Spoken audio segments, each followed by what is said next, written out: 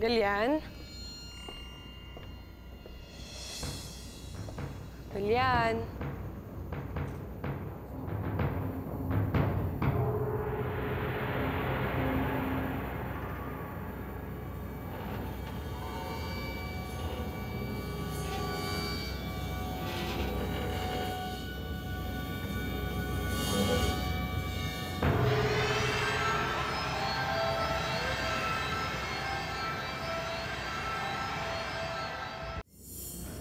Sino ka?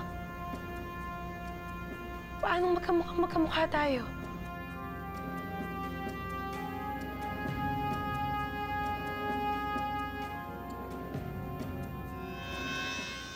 Ako si Ariana. Ang tunay na Ariana.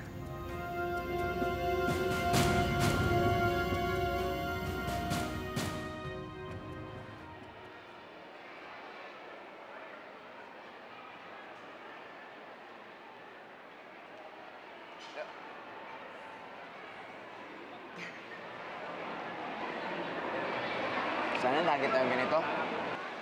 Masaya. Walang problema. Walang kuma. Walang istorbo. Oo nga eh. Kaya lang, mahirap naman kung sarili lang natin yung lagi nating iniintindi.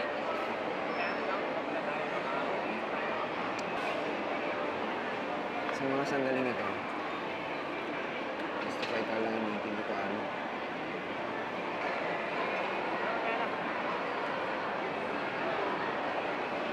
May problema ba? Hindi ka ba nagtataka? Hindi tayo kinakausap ni Sir Vano. Ba't naman ako magtataka? Alam naman natin ganun yung taong yun. Mawawala, tapos bigla nang susupot. Pero parang iba eh. Parang iba ngayon. Siguro sinusumpong lang si Sir Vano. Pero kahit ganun, magpaparamdam yun. Ano siyang pinag-uusapan natin? Kaibigan natin siya. Dapat lang na maging concern tayo sa kanya. Okay na naman maging concerned eh. Parang laging siyang iniisip mo. Hindi naman sa ganun. Ang sa akin lang. Gusto mo na popcorn? Gusto ko makasigurong mabubuhay ako kaya nagpagawa ko ng clone. At ikaw ngayon. Ano nga ulit ang pangalan mo? Carmela. Carmela. Nilikha lang ako ng siyensya.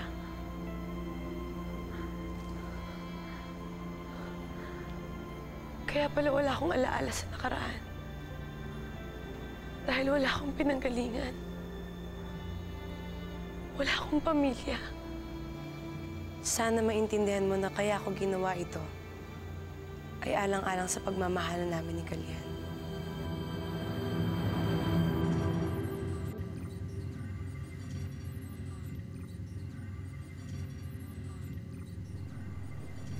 Hindi ko alam kung bakit nakuha ni Galian ang eliksir sa Makuma.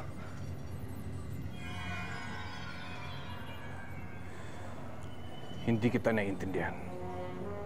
Alam nating lahat na nagbalik na ang alaala ni Galian at dahil yun sa eliksir na tanging si Ida lamang ang may hawak. Alin lang sa dalawa, Commander Zion, may nililihim ka sa konseho. O sadyang hindi mo alam kung ano ang nangyayari sa paligid mo. At dahil yun, hanggang ngayon, hindi mo pa rin nakakalimutan ang nangyari sa iyong asawa.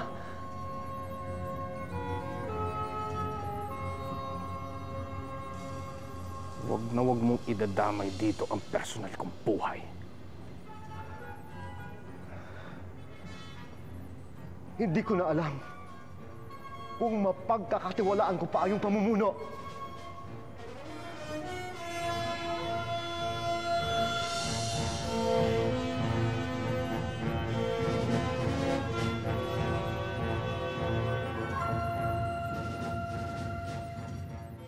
Parang langit sa marunong magmahal, ikaw ang iibigin mong buhay. Hulog ka ng lahat, sa marunong maghintay. Ikaw... It is insufferable that I should leave you for the moment, my dearest. It is only essential that I do so nonetheless, if only for the sake of rendering succor to my master, Servano. Uy! Mukhang malungkot si Sir Servano. Buti pa, kausapin mo muna yan.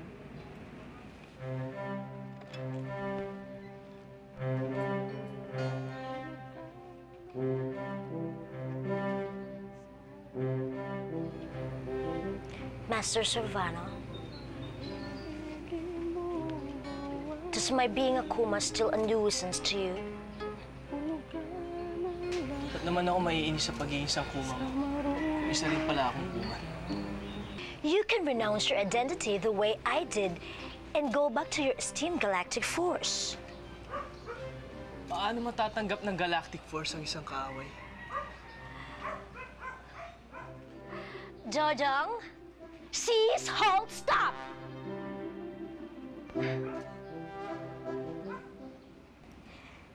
Your associates will indubitably receive you in ways reminiscent of old times.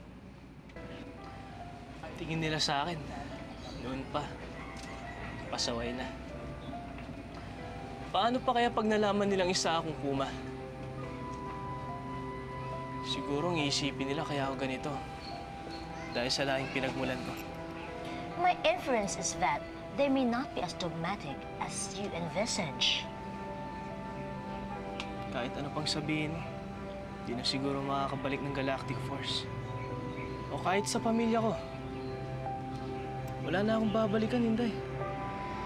Wala na nagmamahal sa akin. Jojong!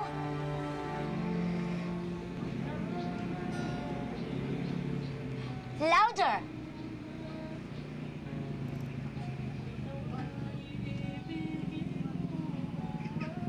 Higher! Stronger! Excellent.